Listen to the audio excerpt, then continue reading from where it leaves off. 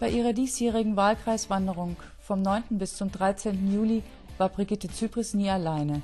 Der Einladung zum Mitwandern auf den verschiedenen Touren sind täglich bis zu 50 Bürgerinnen und Bürger gefolgt. Neben Informationen zu den Wanderrouten gab es vor allem viele Gespräche und jede Menge gute Laune. Und für das leibliche Wohl war natürlich auch gesorgt.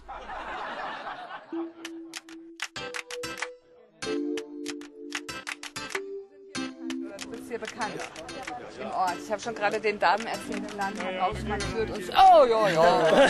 Hallo.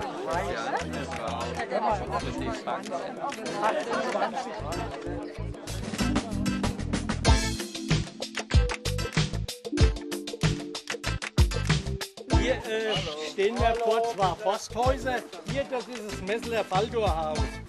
Seit ca. 3 Jahren ist es in Privatbesitz. Vorher war es als Revierförsterei, beziehungsweise die letzten 2 Jahre noch Wohnhaus der Förster.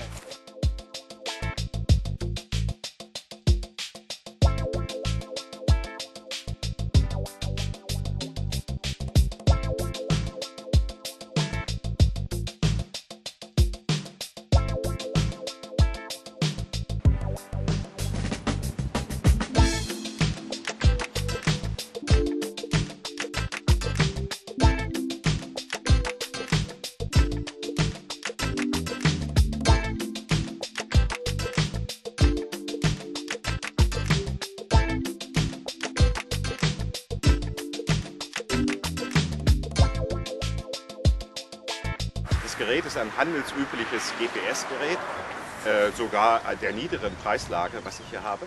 Das, was wir entwickelt haben, ist auf dem Computer oder besser im Internet, sodass es jeder von Ihnen auch zu Hause ansehen kann.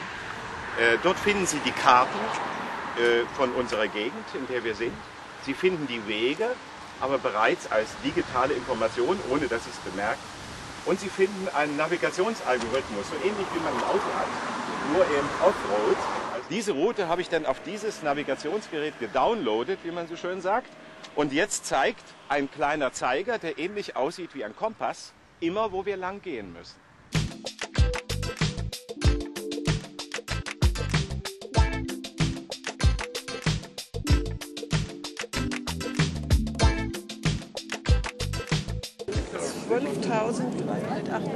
Schritte aber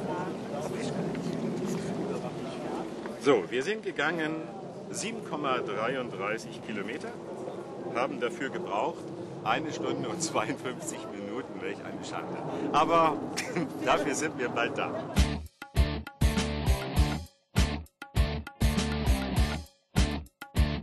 Der ganze Wald hier innerhalb der Mauer heißt Fasanerie.